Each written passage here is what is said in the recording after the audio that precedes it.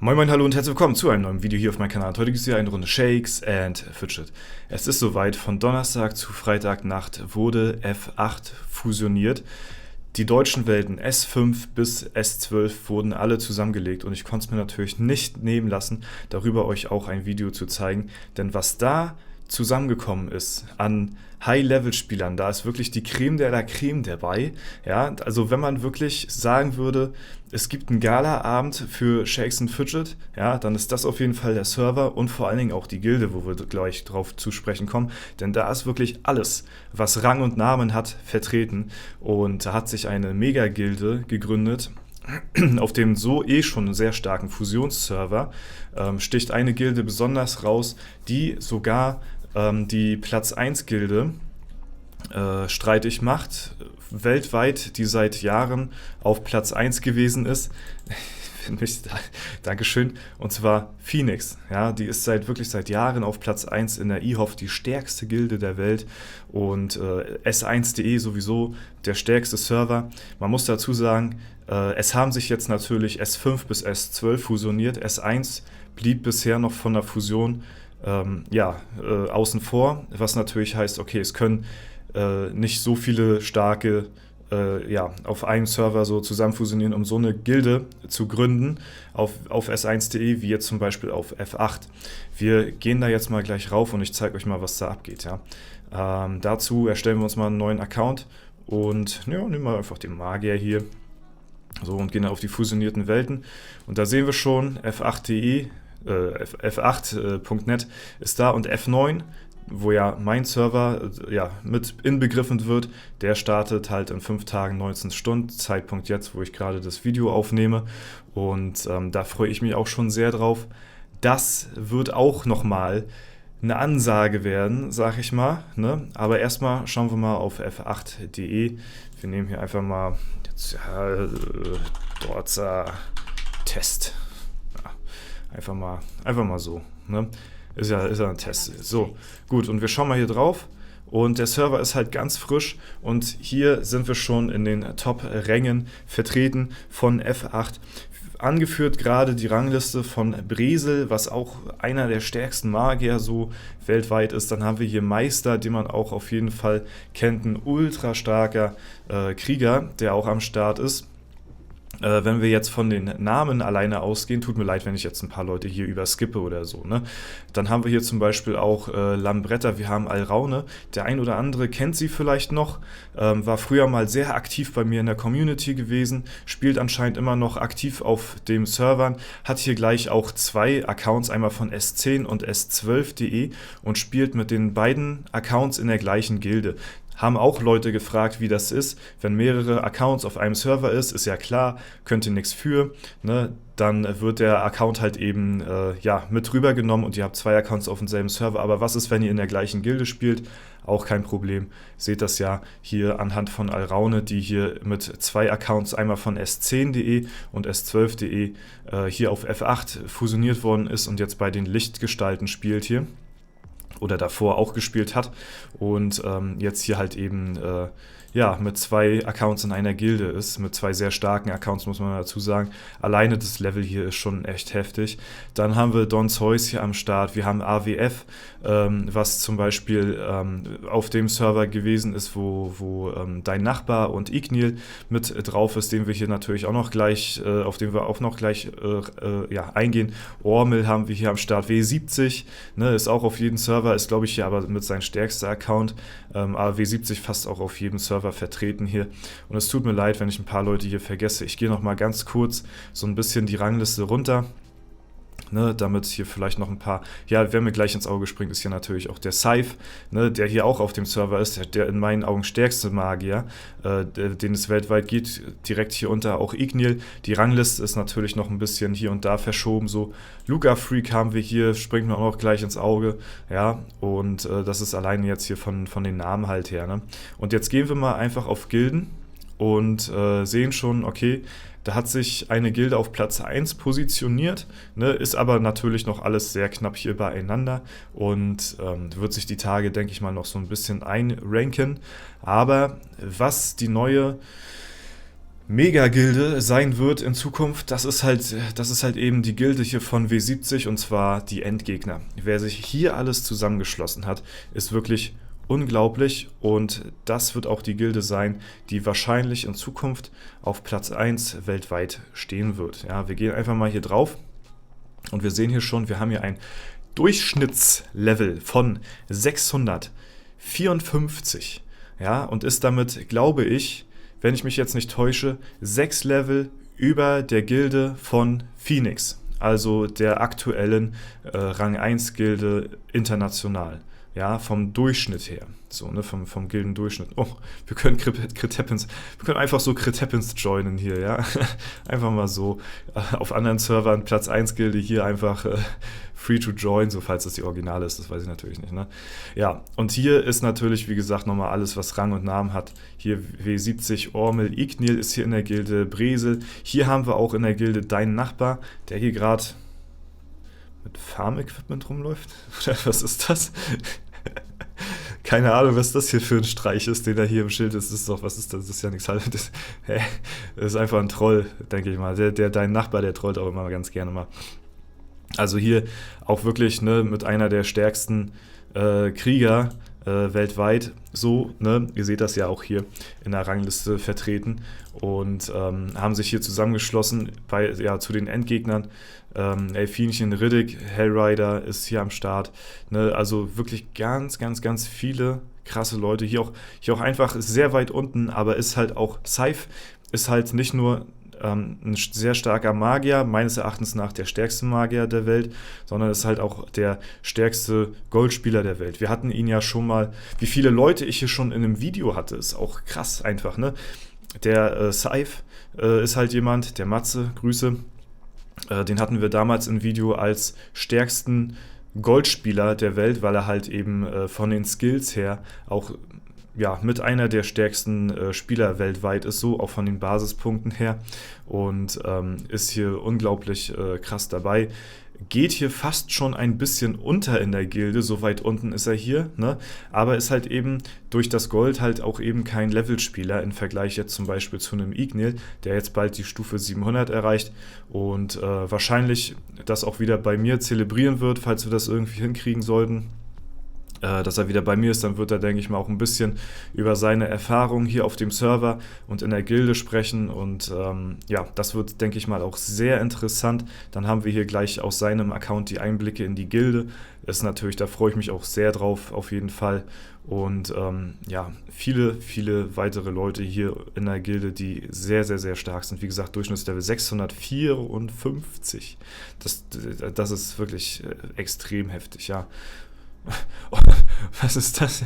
Und ein Mozone hat sich hier auch reingeschlichen. Wie kommt der denn in die Gilde hier? Der passt ja also kein no offense jetzt an der Stelle, aber vom Level her passt er überhaupt nicht rein. Der ist ja noch in der Dungeon-Pause hier gefühlt. Alter, ja, der versaut hier ein bisschen den Durchschnitt. Also einfach hier in der krassesten Gilde aus der Mozone mit dabei. Schöne Grüße an der Stelle. Ja, und das hier wird die neue extrem krasse Gilde werden hier und wird wahrscheinlich die nächsten Tage auch Phoenix von Thron werfen. Es werden sehr interessante internationale Kämpfe folgen, so, ne? Aber wahrscheinlich auch intern auf dem Server werden hier wahrscheinlich auch sehr interessante Gildenkämpfe ausgetragen, von denen wir natürlich so jetzt nichts mitbekommen. Wir können uns natürlich nur die IHOF-Kämpfe anschauen und da bin ich mal sehr gespannt, wie F8 hier dann auch international abschneiden wird, ne? Und worauf ich noch viel gespannter bin, ist, wenn es dann soweit ist, auf F9. Ja, F9 wird nämlich nochmal auch ganz wild werden. Ich spreche jetzt nicht von der Gilde, in der ich bin, Celtic. Da gehe ich mal von aus, dass wir eiskalt Zweiter werden auf dem Server. So stand jetzt Zweiter oder Dritter wahrscheinlich, weil so wie ich das gehört habe, ist da schon einiges im Anmarsch. Da sind schon einige Planungen, die da durchlaufen werden. Ja, der ein bisschen tiefer in der Szene drin ist, der wird sich wahrscheinlich schon ein bisschen damit, ja, der wird sich wahrscheinlich schon hier und da denken, was da sich zusammenbraut. Aber ja, wenn das alles so zustande kommt, dann kann sich vielleicht auch Endgegner hier warm anziehen. Also mal schauen. Ne? Wie gesagt, von mir ganz außen vor. Ne, wir werden mit Celtic wahrscheinlich auf Platz 2 oder 3 landen, was auch noch vollkommen in Ordnung ist. Hauptsache die Elevator-Belohnung, ja, die nehme ich noch mit. So, von den ersten 3 Plätzen, dann ist alles okay. So, dann ist mir auch egal, ob ich Platz 1 oder 2 bin. Obwohl ich sagen muss, ich hätte schon sehr gerne mit der Gilde von F9 gegen die Gilde von F8 gekämpft, muss ich sagen, weil ich hätte mal sehr, sehr gerne gesehen, wie ich zum Beispiel mit meinem Account gegen Ignil kämpfe oder so, ne? Oder einfach mal gegen W70 kämpfen oder mal gegen deinen Nachbar, das wäre cool. Oder einfach mal mein Magier gegen den Magier von Scythe, so, ne? Obwohl die würden mich alle komplett nass machen, da brauchen wir uns nichts vormachen an der Stelle, ne? Aber einfach mal die Gildenkämpfe, die werden halt wieder super interessant. Ne? Jetzt gerade so auf meinem Main-Server hier, auf S31 noch, sag ich mal. Ne? Hier sind die Gildenkämpfe seit Jahren so langweilig, weil halt Celtic wirklich haushoch hier führt. Da ist halt keine Spannung mehr. So, ne? Und wenn wir jetzt aber wieder neue Zusammenschlüsse haben mit neuen, ja, starken Spielern, die zu starken Gilden fusionieren, dann werden die Kämpfe auch wieder sehr spannend werden. Und was halt viel, viel spannender auch ist, sind halt die weltenübergreifenden Kämpfe, die wir dann halt auch eben austesten werden, gegen halt wahrscheinlich die Endgegner. Also wie gesagt, ich gehe mal stark von aus, ohne hier zu viel zu spoilern, ja, dass wahrscheinlich sich der Fusion 8 Server, auf dem wir uns jetzt hier gerade befinden, wo die Endgegner-Gilde ist, die halt wirklich auch die Endgegner sind, hier steht sogar, unser Name ist Programm, ja, dass die wahrscheinlich sehr häufig gegen die Gilde von F9 kämpfen wird. Ne? Was da alles wirklich so sich zusammenbraut, wird man dann sehen, wenn F9 halt auch wirklich spruchreif ist und standfest. Und ja, dann werden wir sehen, ja, wie wer wo die Oberhand haben wird. Ne? Aber alleine, es ist wirklich schon ein sehr krasses Ereignis. Ich bin auch wirklich sehr gespannt auf die Kämpfe von Endgegner gegen Phoenix. So, da bin ich sehr gespannt. Der Server ist ja jetzt halt wirklich erst 2 Tage oder so alt, ne? Und die müssen sich halt erstmal jetzt beweisen und nach oben kämpfen, so, bevor die dann irgendwann an der Spitze sind. Ne? Und dann wird es halt sehr interessant werden. Wir haben hier halt gerade F8, aber da kämpft gerade Cosa Nostra. Ne? Und man darf das gar nicht so niederreden. So. Wir fokussieren uns jetzt hier wirklich nur auf die Endgegner gerade als Gilde. Aber wir haben ja auch wirklich extrem starke Zweit-, Dritt-, Viert- und Fünft-Gilden. Das darf man ja nicht vergessen. Das sind alles Gilden, die waren vorher auch sehr stark vertreten und auch teils in der IHOF. Ne? Gods ist eine extrem kranke Gilde, so, ne? Die sind auch super, super, super, super heftig.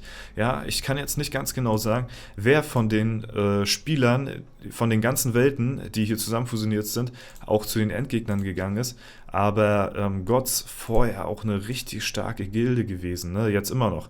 Die Lichtgestalten kennt man auch, die sind auch wirklich extrem krank. Auch ihr seht ja die Durchschnittslevel hier, ne? Da träumen wir auf jeden Fall von. Ne? Kampfhaxen kennt man. Cosa Nostra ist auch immer schon ein Begriff gewesen, obwohl man hier sagen muss, dass hier wahrscheinlich gerade so ein bisschen, weiß ich nicht, vielleicht auch ein paar Leute gewechselt sind oder so. Ich kann es nicht ganz genau sagen, aber trotzdem auch, ja, immer noch eine starke Gilde. Ihr seht es ja, es ist Durchschnittslevel fast 600 und das mit 43 Mitgliedern. Ne? Stellt euch mal vor, die ist hier komplett gefüllt. Übrigens hier noch die Gilde, wo Don Serapio noch drin ist. Holy shit, was ist das denn bitteschön für eine Legendengilde, wo noch Don Serapio, also Bad News Ron, noch mit am Start ist, ja? Einige von euch werden den wahrscheinlich nicht mehr kennen. Die etwas neueren Zuschauer werden wahrscheinlich sich denken, okay, wer ist das? Who the fuck ist das? Ja, aber gebt das einfach mal ein bei YouTube, Shakes and Fidget, Bad News Ron oder Don Serapio, dann findet ihr da auf jeden Fall die Videos zu. Eine Legende, immer noch, bis heute. Ja, Don Serapio und Bad News Ron übrigens derselbe Spieler gewesen. So, ne? Also wirklich Cosa Nostra, eine Gilde, die auch Rang und Namen hat. Mal gucken, ob sie es noch haben wird in Zukunft. Aber ich denke mal, so viele aktive Spieler, wie hier wieder zusammenfinden, wird sich, denke ich mal, die Gilde auch wieder aufrappeln. So, ne? Es hat natürlich auch alles immer eine gute und eine schlechte Seite, weil es kann gut sein, wie zum Beispiel jetzt auf F9, dass sehr viele Gildenmitglieder sich zu einer mega krassen, heftigen, ja, Mega-Gilde halt zusammen fusionieren und dann den Server komplett stompen, dominieren so, ne?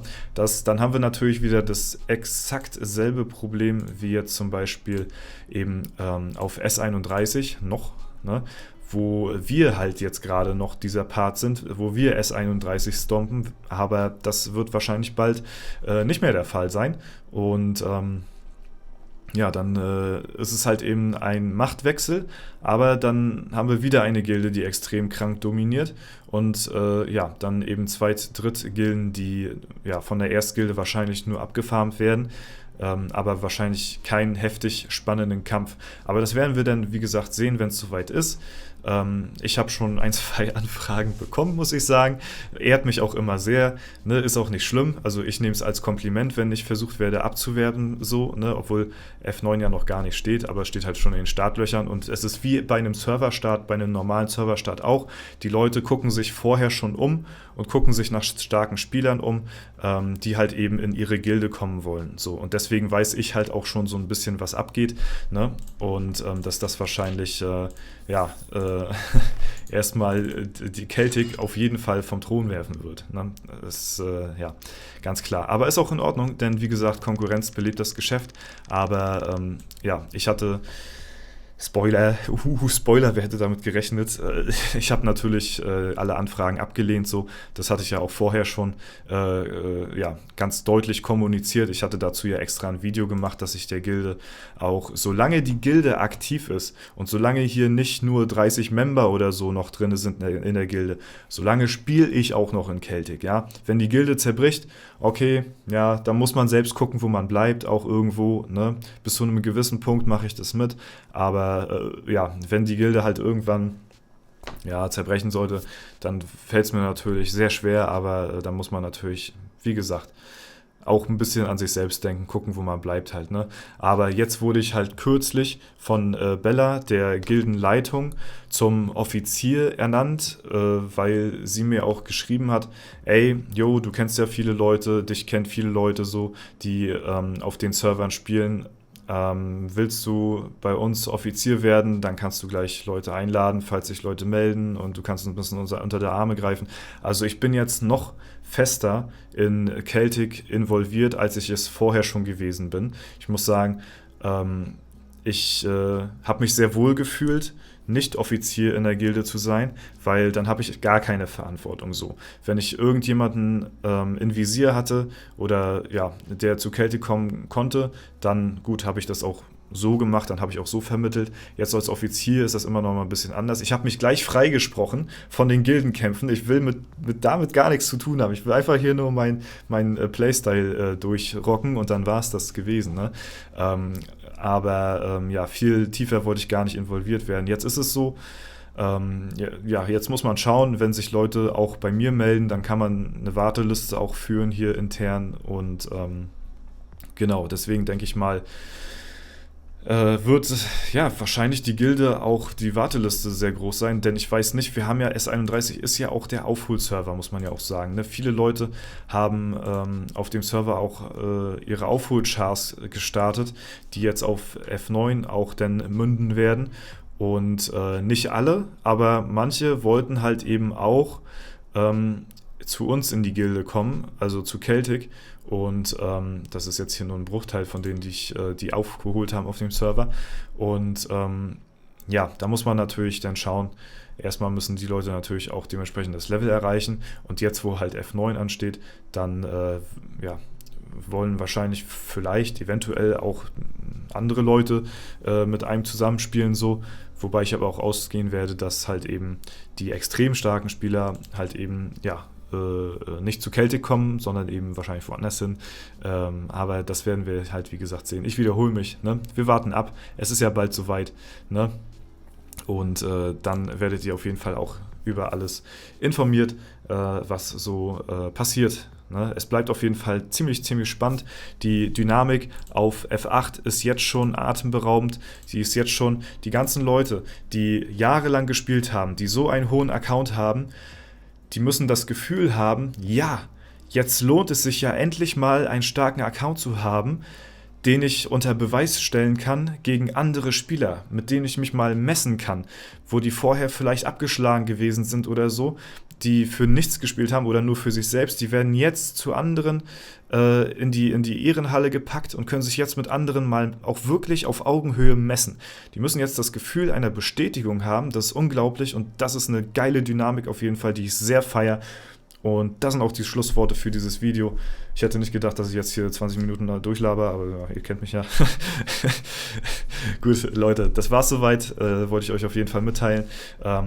Schreibt mir auf jeden Fall eure Meinung dazu in die Kommentare und wir hören und sehen uns auf jeden Fall die Tage wieder.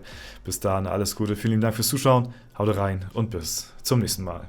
Okay, Freunde, wir haben es jetzt gerade 6:30 Uhr morgens, ich komme gerade nochmal aus der Nachtschicht und das Video ist zwar schon lang genug, aber das muss ich euch jetzt nochmal ganz kurz zeigen, denn die Gilde Endgegner hat jetzt in der internationalen Ehrenhalle ihren ersten Kampf gegen die damals erste Gilde geführt, und zwar Phoenix, was ja bis dato die stärkste Gilde der Welt gewesen ist, jahrelang und jetzt abgelöst worden ist. Und ihr seht schon, Endgegner, wir haben einen neuen Namen auf Platz 1 weltweit. Es sind die Endgegner, ja, was soll man anderes sagen? Wie gesagt, man muss dazu sagen, S1 ist natürlich kein Server, der von Fusion profitiert hat. F8 schon, da haben sich viele Starke zusammengeschlossen und das ist halt eben jetzt das Ergebnis davon. Wir gucken uns jetzt natürlich gespannt den Kampf an. Ich skippe mal ein bisschen durch und die Gildenkämpfe, die werden jetzt in Zukunft nochmal wirklich, ich hatte es im Video, glaube ich, schon erwähnt, werden richtig interessant, sich die mit anzuschauen und ja, mitzuverfolgen, weil hier halt eben ein Koloss gegen den anderen Koloss kämpft und das ist halt, ja, es gab es noch nicht, dass Phoenix von irgendjemandem hier in der IHOF besiegt worden ist, ne?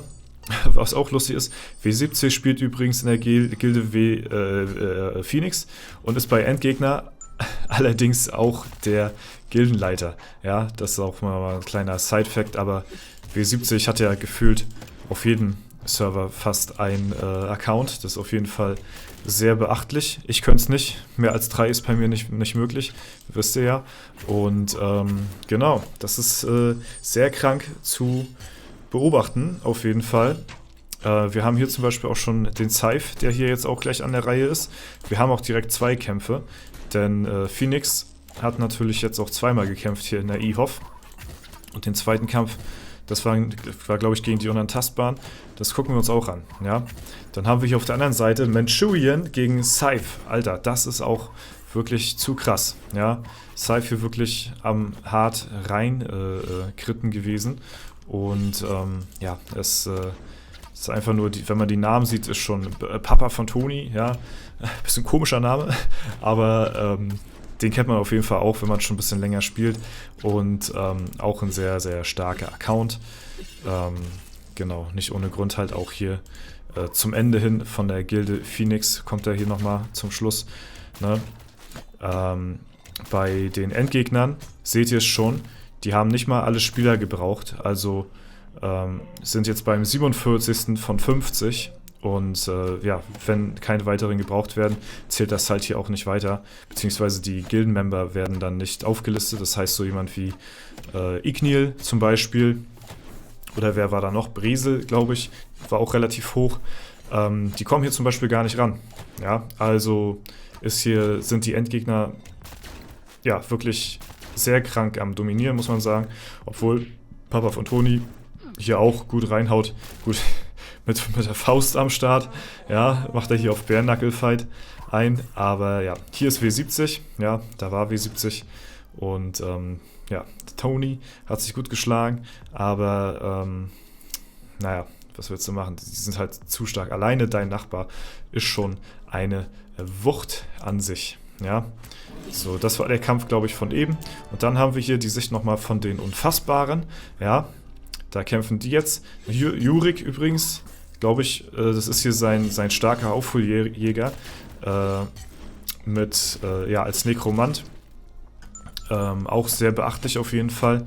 Wir skippen das Ganze hier mal auch kurz durch, weil wie gesagt, das Video an sich geht schon lang genug. Wir machen mal ein bisschen auf schnelle Welle. Und hier seht ihr zum Beispiel, klar, die Unfassbaren sind natürlich nochmal ein bisschen schwächer als Phoenix, aber hier brauchen Endgegner wirklich nur 34 Leute zum Sieg und das ist schon krass. Und bei den Unfassbaren, da ist halt so ein Name wie Derafin zum Beispiel mit dabei. Ne? Das ist halt sehr beachtlich und ja, trotzdem werden die auch so wegdominiert hier. Ne? Hier nochmal Scythe an der Reihe und Scythe, glaube ich, auch der letzte hier, so wie es aussieht. Ja, guckt euch diese Crit-Treffer an, das ist unglaublich. Und hier kommt Derafin zum Schluss nochmal, aber auch er kriegt hier einen Crit nach dem anderen rein. Einfach krass, ja. Und damit ist Endgegner offiziell jetzt auch die stärkste Gilde der Welt, auch in der Ehrenhalle. Und ja, wollte ich euch nur noch mal ganz kurz zeigen. Das war es jetzt aber wirklich. Vielen Dank fürs Zuschauen. Haut rein und bis zum nächsten Mal.